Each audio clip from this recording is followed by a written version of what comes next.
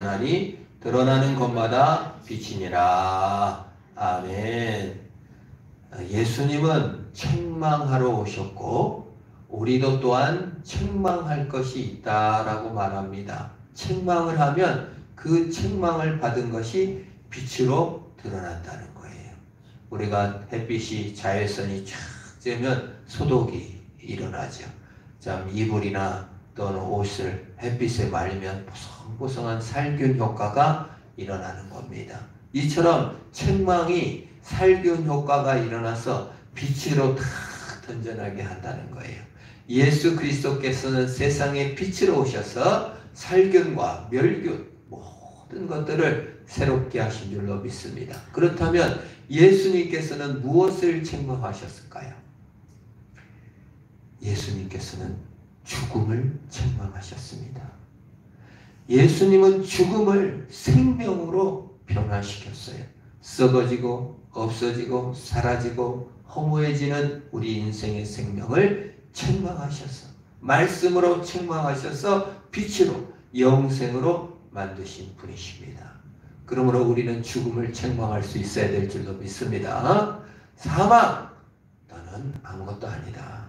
예수 그리스도께서 죽음을 깨뜨리시고 영원한 생명으로 인도하신 거예요. 그래서 사도 바울이 지난주에 고린도전서 15장에 사망아 너의 쏘는 것이 어디 있느냐, 사망아 너의 이기는 것이 어디 있느냐.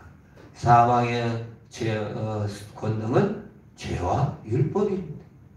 죄와 율법을 예수 그리스도께서 책망하시고 죄를 멸하시고 율법을 멸하시고 우리에게 생명을 선물로 주신 줄 믿습니다. 그러므로 우리가 죄를 책망할 수 있어야 되고 불법, 율법을 책망할 수 있어야 되고 죽음을 책망할 수 있는 자가 되어야 합니다. 근데 우리는 죽음 앞에, 실패 앞에, 좌절 앞에 책망은커녕 거기에 완전히 빠져버리기가 쉽죠. 마르다가 우울에 빠졌습니다. 오라버니 나사로가 죽으니까 너무 실망을 느껴가지고 예수님한테 항의해요. 예수님, 우리 오빠 죽었잖아요. 예수님 좀 일찍 오셨으면 안 죽었을 텐데. 요한복음에 나오잖아요. 요한복음 11장에 마르다는 적극적인 여성이에요. 현대인으로 말하면 아주 열렬한 여성입니다. 그래서 마리아는 집에 있지만 마르다는 예수님 맞이하러 동구박투로 나가가지고 거의 예수님을 책망해요. 예수님 좀 일찍 오지, 그냥 이렇게 꿈을 대다 늦게 오셔가지고 여기 일찍 오셨으면 우리 오빠가 안 죽었을 텐데요. 오히려 사망으로 말미암아 침체에 빠지고 하나님을 원망하고 하나님을 책망하고 사망을 책망할 수 있는 능력이 없었어요. 그때 예수님께서 사망을 책망합니다. 나는 부활이요 생명이니 나를 믿는 자는 죽어도 살겠고 무릇 살아서 나를 믿는 자는 영원히 죽지 아니하리니 이것을 내가 믿느냐. 믿음을 꾸짖었고 사망을 꾸짖고 부활과 영생을 약속하신 것입니다. 요한복음 11장 25절에서 16절에서 사망을 꾸짖지.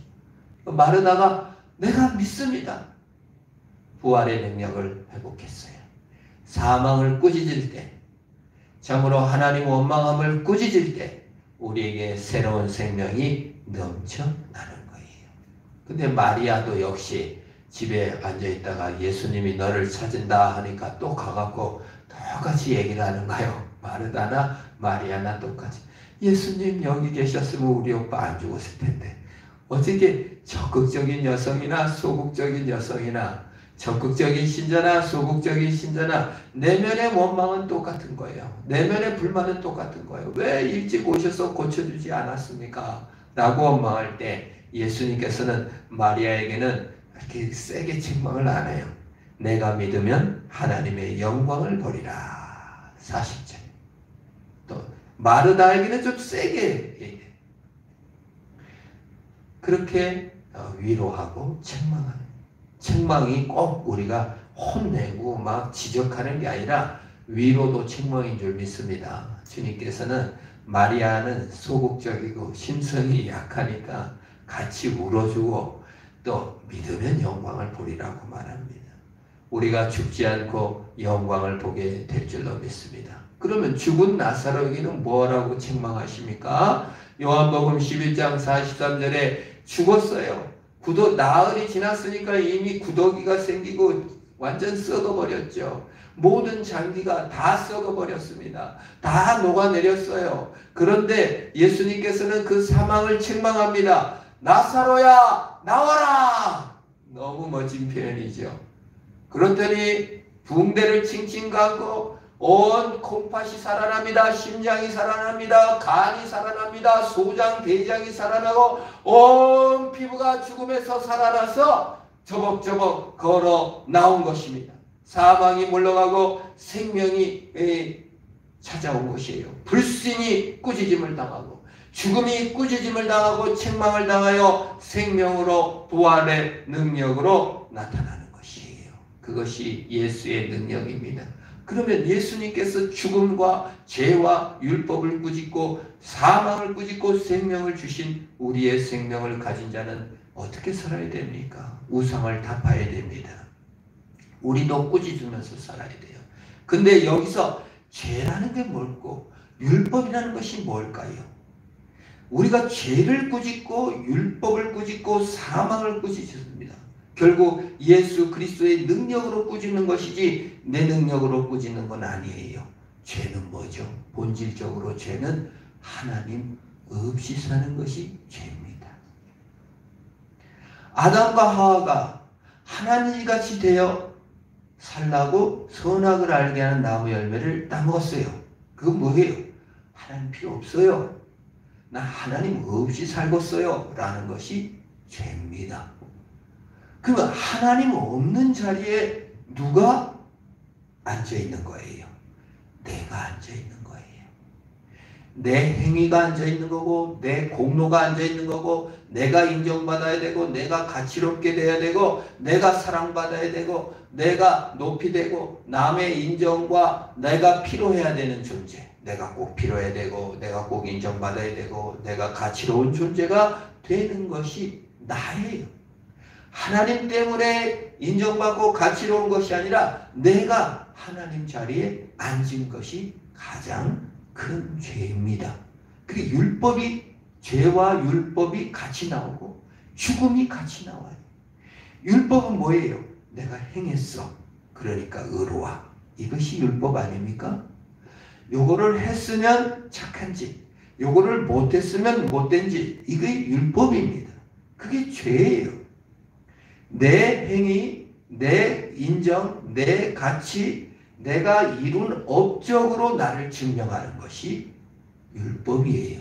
그것이 또 죄는 하나님 없이 사는 것이 죄예요. 그걸 내가 다 행하고 있으면 그게 죄입니다. 그걸 꾸짖을 수 있어야 돼요.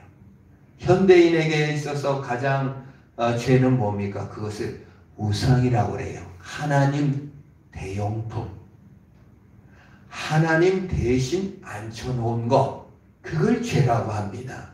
우리가 죄를 생각할 때 살인, 강도, 간음, 도적질, 거짓말 뭐 이런 것, 내가 뭘 한 것으로 위주로 생각을 하기 때문에 죄인이라고 하면은 우리가 쉽게 받아들이지 않아요. 그런데 죄는 내가 하나님 자리에 앉아서 내가 다 한 거예요. 그래서 율법을 아무리 깨끗이 지켰어도 내가 하고 있으면 그건 죄입니다. 내가 하나님이 되었기 때문에. 죄의 결과는 뭡니까? 허무예요. 허무예요. 선악을 알게 하는 나무 열매를 따먹었는데 허무가 찾아왔어요. 부끄러움이 찾아왔어요. 회한이 찾아왔어요. 내가 행한 게 이거밖에 안 되다니. 여러분, 율법과 죄의 역할은 뭐냐면요, 허무와 부끄러움이에요. 초라해져요. 우쭐해져요. 그게 죄의 결과예요. 내가 무엇을 했는데 초라하게 느껴져요. 내가 인생을 열심히 살았는데 허무하게 느껴져요. 인생이 가치 없이 사는 것 같아요. 그냥 늙은 것 같아요. 그냥 인생이 보잘것없이 느껴져요. 그런 증거가 뭐예요? 아, 내가 하나님 자리에 앉고 살았구나.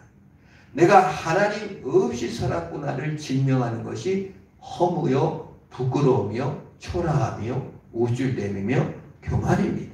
이게 마귀가 만든 신이요, 인간이 만든 신입니다. 너를 위하여 새긴 우상을. 아담은 철저하게 자기를 위하여 선악을 알게 한 나무 열매를 따먹은 것이지. 멋지고 행복하게 되려고 했지만 그것이 자기를 허무하게 만들고 파괴해버리고 만 것이에요. 이게 무서운 거예요. 그 제일 무서운 건 뭐냐면 우상이 돼버리는 거예요. 우리가 이단들도요, 처음에는 어떻습니까? 쉽게 시작해요. 교회 요런 면은 나구나, 이렇게 시작합니다. 이단에 빠진 사람들의 약한 고리가 뭐예요? 교회 이런 건 나빠, 이런 건 고쳐야지. 왜 교회가 이렇게 봉사를 못하나? 봉사 열심히 해야지. 그래서 봉사를 열심히 해요. 근데 그게 절대 가치가 돼버려요. 그래서 목사님한테 왜 돈을 주지? 이걸로 봉사는 얼마나 더 많이 할 수 있는데. 그러니까 모여가지고 그걸 하는 거예요. 그게 옳아요. 물론 나쁜 건 아니에요. 좋은 거죠. 이웃을 위해 섬기고 헌금을 모아서 가난한 자에게 쓰는 것은 너무 좋은 일입니다. 근데 그게 새긴 우상, 절대 가치가 돼버려요. 그것을 하지 않으면 다 나쁜 놈이 돼버려요. 다른 가치를 보지 못하는 거예요.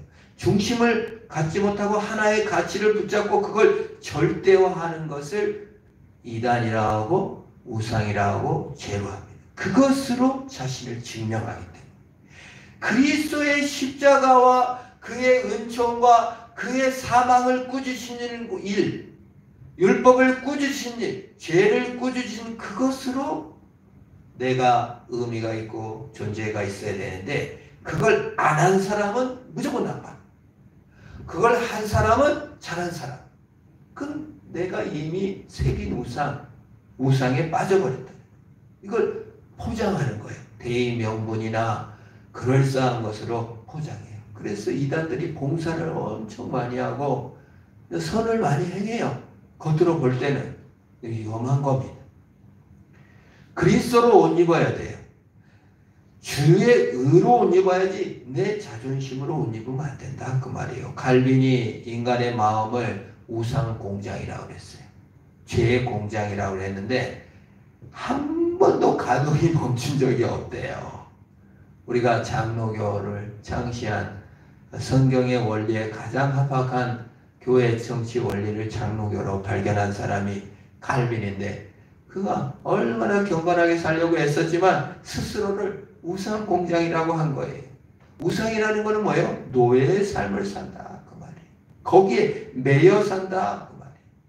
예수님이 오신 것은 우상을 타파하고 자유를 주기 위해서 오신 생명, 우상을 꾸짖어서 생명으로 나오게 해야 돼요. 그래서 우리가 우상을 꾸짖어야 됩니다. 내 자신을 의지하는 것을 꾸짖어야 됩니다. 우상인 것이 무엇인지를 찾아내어 꾸짖는 능력을 소유하는 저와 여러분 되기를 축원합니다. 그걸 또 중독이라고도 하죠. 우상은 중독 증상이라고 해요. 중독은 뭡니까? 그거를 안 넣으면 금단 현상이 일어나는 거예요. 그거 없이는 못 살겠는 거예요. 마약이 없으면 마약 중독자들이 뭐예요? 마약 없으면 못 살 것 같다는 거예요. 부활의 김태환이 마약을 해다가 끊으려고 섬에 들어갔대요. 완동가 어디 무인도에 들어가가지고 그 마약을 바다에 던졌대. 다시는 안 피려. 근데 잠수해서 들어가서 찾았대. 그렇게 힘들대. 중독이 끊기가. 그거 없이는 못 살겠는 거예요. 이게 이 세상의 얽매인, 여러분 마약에 얽매인 사람, 술에 중독에 빠진 사람, 금단 현상을 일으킨 사람이 너무 불쌍하죠. 거기서 자유를 얻었으면 좋겠다라고 우리는 바랄 겁니다. 그런데 하나님께서 우리 사람을 볼 때 하나님 없이 사는 그 허무함 속에 갖다가 돈이라든지 성공이라든지 쾌락이라든지 다른 우상을 갖다 넣어놓고 거기에 중독돼서 거기를 쫓아 살고 하나님 영광을 잃어버리고 생명과 죽음과 정말 죄와 율법을 끊어내지 못하고 사는 것을 볼 때 하나님께서 중독자를 보듯이 안타까워하셔서 예수님께서 죽음을 꾸짖고 죄를 꾸짖고 율법을 꾸짖어서 자유를 주시는 거예요. 그래서 우리는 우상을 꾸짖는 능력을 가져야 하는 겁니다. 가장 우리가 중독 증상 중에 버려야 되고 돈이죠. 공산주의가 실패하고 모든 인간은 실존적으로 돈을 가장 실존적으로 우상하기가 쉬워요. 왜? 돈이 많으면 어떻게 됩니까? 내가 훌륭하다.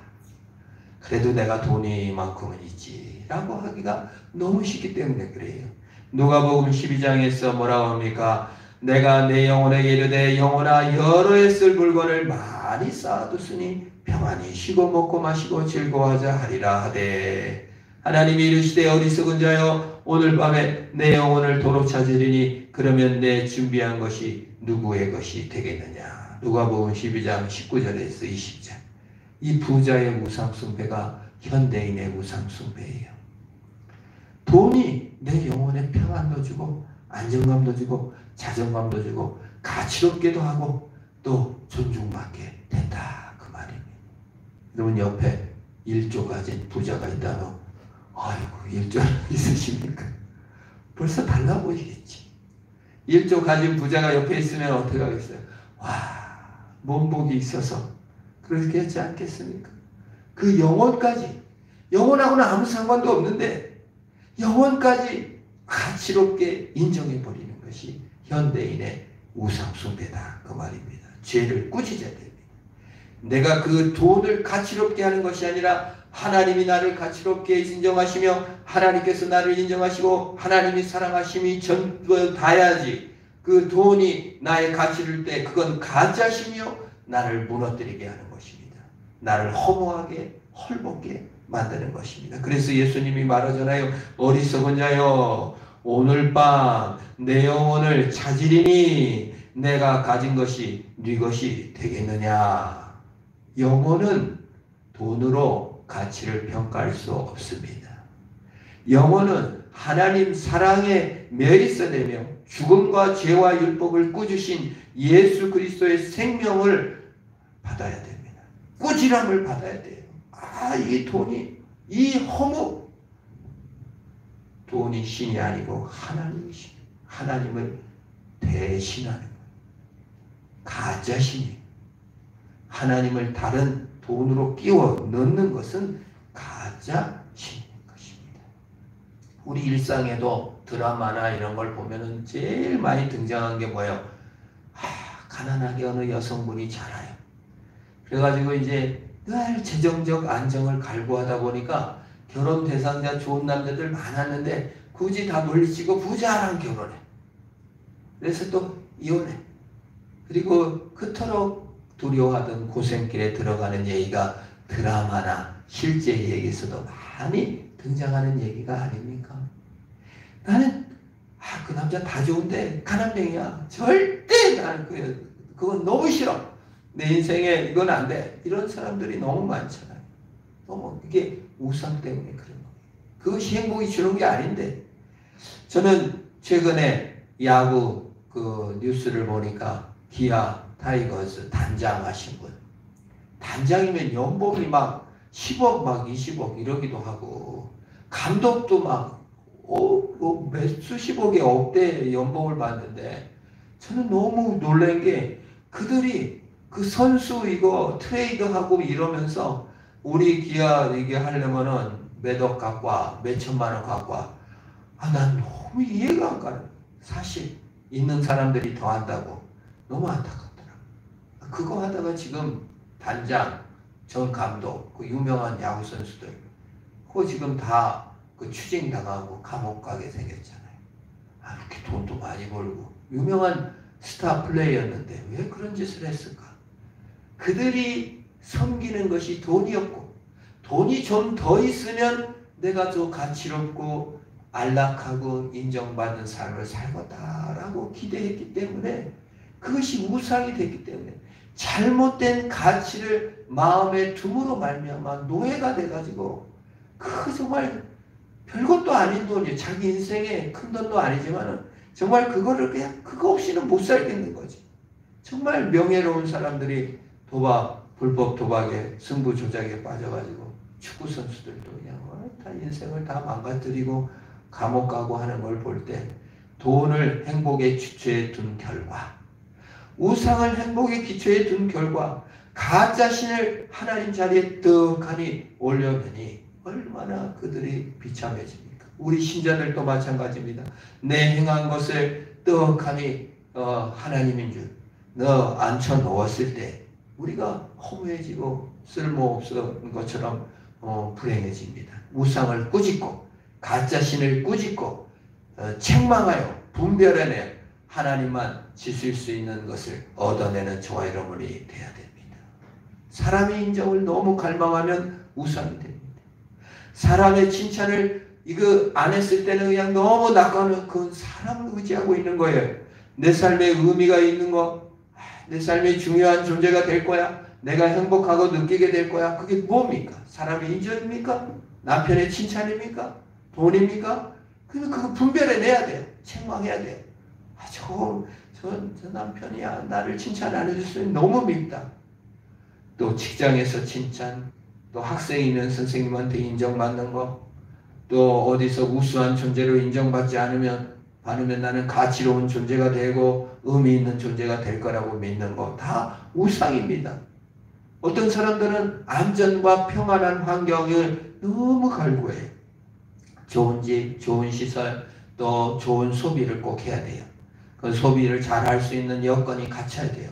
병원이 또 옆에 있어야 돼요. 그래야만이 가치로운 존재가 되고 행복할 것만 같대요. 그 우상이에요. 그거 없어도 괜찮은데 하나님 말고 그거 없으면 난 못 살아요 이래요. 외모나 두뇌를 두는 사람도 있어요. 머리가 좋고 똑똑하다 이 말을 들어야 돼. 외모가 멋지지 않으면 그냥 실패한 것 같아. 머리가 똑똑하고 IQ가 150, 180 안 되면 꼭 안 되는 것 같아. 좋은 직장 안 되면 그냥 뭐 인생이 낙오되는 것 같아. 그것이 없으면 가치로운 존재가 아니고 그것이 없으면 행복한 존재가 아니고 그것이 없으면 나는 무능한 존재가 되는 것 같다. 외모나 두뇌가 좋지 않다면 그거 다 우상이다 그 말이에요. 얼마나 쉽게 우리가 우상에 빠져 있습니까? 그걸 책망해내지 못할 때가 너무 많아요. 정치도 그래요. 민주당이 안 되면 그냥 인생이 무너진 것 같지. 3년 동안 술을 먹고 지낸 사람도 있어. 대통령이 윤석열 됐다고 지금까지 계속 술로 나를 지새운 사람도 만났습니다. 정악은 처단해야 된다. 대의명분도 그래요. 도덕도 그래요. 가치관도 그래요. 내가 착하게 산다면 나는 가치로운 존재가 될 거야. 내가 저 명분을 얻었으면 나는 인정받는 자가 될 거야. 어떤 사람들은 타인의 삶을 고치는 거에 우상을, 죄를 가진 사람이 있어요. 그래서 저 사람이 고쳐져요. 저 사람이 나를 필요로 하는 거에 목숨을 걸. 그래서 자기를 필요로 하는 존재에게 꼭 찾아가는 거예요. 그 상호우존이라고 합니다. 인간관계에서 아주 무서운 거예요. 그거 가스라이팅 당하는 건데 상호우존이라고 그래요. 심리학적으로. 그 사람을 고치는데 또는 그 사람한테 도움을 받는데 에서 의미를 두는 거예요. 하나님께 영광을 돌리지 않는 그 우상과 죄를 분별하고 책망해 낼 줄 알아야 됩니다. 하나님만이 주실 수 있는 희망, 하나님만이 주실 수 있는 만족, 하나님만이 주실 수 있는 의미를 성이나 돈이나 사람이나 정치나 또는 인간관계나 안전이나 평안을 두고 있다면 나는 우상 숭배를 하고 있는 거예요. 예수님처럼 나사로야 나오너라. 그 동굴에서 나오시기를 축원합니다. 버적버적 걸어 나와야 돼. 난 돈 의지하지 않아. 난 성공 의지하지 않아. 나는 죽음마저도 책망한 영광스러운 존재야. 책망하고 분별하여 예수 그리스도를 섬기고 순종해야 됩니다. 돈을 사랑하고 돈을 순종하고 돈에 굴복하는 존재가 아니라 예수 사랑하고 예수님께 엎드리고 예수님께 영광을 얻는 것이 끊어내고 자유를 얻는 길인 것입니다. 우리 얼마나 많은지 몰라요. 군사력, 군사력이 약한다. 기술 또는 경제 번영이 또 우상이 될 때 있어요. 가정이 너무도 우상화됐어요. 그래서 자녀 말이라면 꼼짝을 못할 수도 있어요. 고된 노력, 어떤 사람 너무 일 중독이에요. 일을 해야만 자기 존재를 인정받아요. 어떤 의무, 성실함, 도덕적 가치. 미국 같으면 개인의 자유, 자아 발견, 풍요로운 삶. 미국이 그래서 너무 가장 무서운 게 풍요롭지 않으면 실패자로 안다는 거예요. 자아가 중요시 되니까 어떠한 결정도 존중해줘야 된다는 거예요. 여러 번 얘기했지만 내가 여자로 느꼈다. 그러면 여자 탈의실 가서 옷을 갈아입을 수 있어야 된다는 거예요. 여자가 옷 벗고 있는데 남자가 홀딱 벗고 비명을 질러도 나 오늘 여자로 느꼈어. 그러면 그걸 존중해줘야 된다는 거예요. 그러니 혼돈스럽고 허무하고 그러니까 이 미국인들이 늘 실패. 자아가 제일 발견되고 자아를 제일 존중하는 미국, 유럽이 그렇게 인간이 초라해진다는 거예요. 허무해진다는 거예요. 그것만 얻으면 안전하고 평화롭고 행복을 줄 것처럼 약속하지만 택도 없습니다. 허무하고 더 자살은 많이 하고 맨날 총 쏴 죽이고 인종차별을 느끼고 얼마나 괴로워합니까? 현대인은 우상을 사랑합니다. 현대인은 우상을 믿습니다. 현대인은 우상에 순종합니다. 우리의 참된 배우자는 예수님밖에 하나님밖에 없는 줄 믿습니다. 우상이라 다른 말 하면요 간음했다라는 뜻이에요. 하나님보다 더 갈망하고 즐거워하는 것이 있으면 영적인 간음이다. 무서운 말이죠. 우리는 흔히 너무 쉽게 하나님에 대해서 생각하고 책망할 줄을 몰라요. 세상을 책망할 줄 몰라요.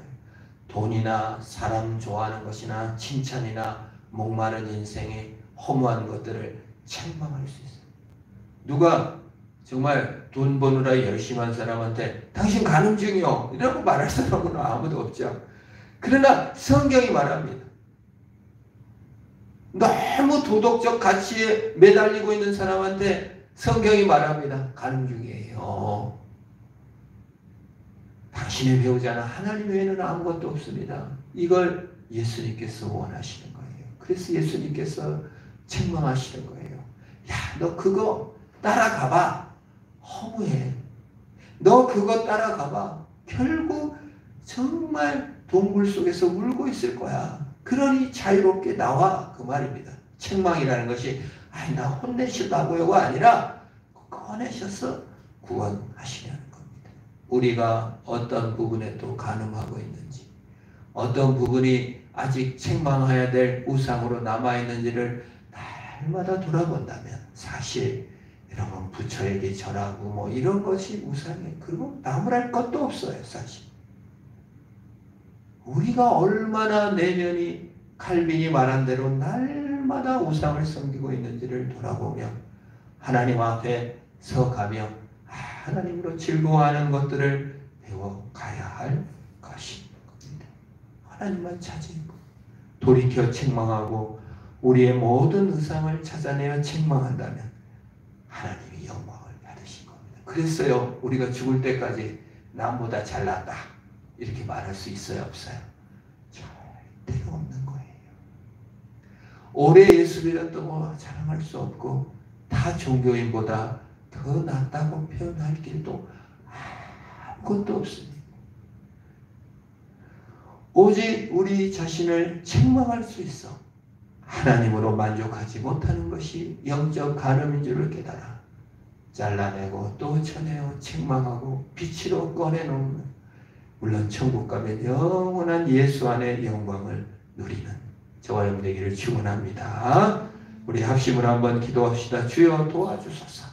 우상에서 벗어나게 하시옵소서. 죄와 율법을 죽음을 책망하고 예수의 능력으로 일어서게 하시옵소서.